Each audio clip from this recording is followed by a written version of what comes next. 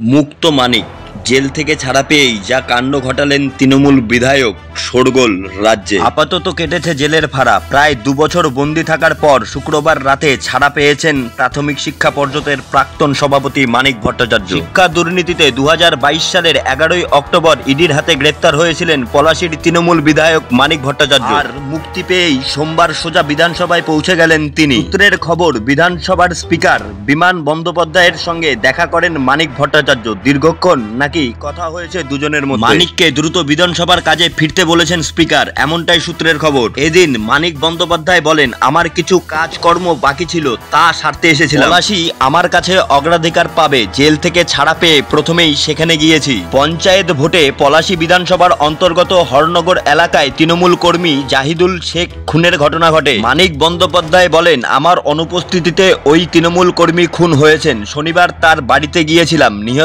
বিধবা স্ত্রী ও 2 সন্তান রয়েছেন, তাদের পাশে থাকব। সূত্রের খবর, শারীরিকভাবে একদম ফিট রয়েছেন মানিক বন্দ্যোপাধ্যায়, তবে দীর্ঘদিন জেলে থেকে তার ওজন অনেকটাই কমে গিয়েছে। প্রসঙ্গত উল্লেখ, গত সপ্তাহে ইডির দায়ের করা মামলায় জামিনের আবেদন মঞ্জুর হয়েছে মানিক বন্দ্যোপাধ্যায়ের, তবে চাপানো হয়েছে একাধিক শর্ত। তৃণমূল নেতাকে তার পাসপোর্ট জমা রাখতে হবে, নিম্ন আদালত বা তিনি যে ট্রায়াল কোর্টের আওতায় থাকেন সেই এলাকা ছাড়তে পারবেন না তিনি। পাশাপাশি মামলা সংক্রান্ত শুনানিতে আদালতে হাজিরা দিতে হবে তাকে। কোনোভাবেই এই মামলার সাক্ষীদের সঙ্গে কোনো রকম যোগাযোগ করতে পারবেন না। তদন্তকারী আধিকারিকদের তদন্তে সাহায্য করতে হবে। কোনো শর্ত ভাঙলে উপযুক্ত পদক্ষেপ নেওয়া হবে বলে জানিয়েছে কলকাতা হাইকোর্ট।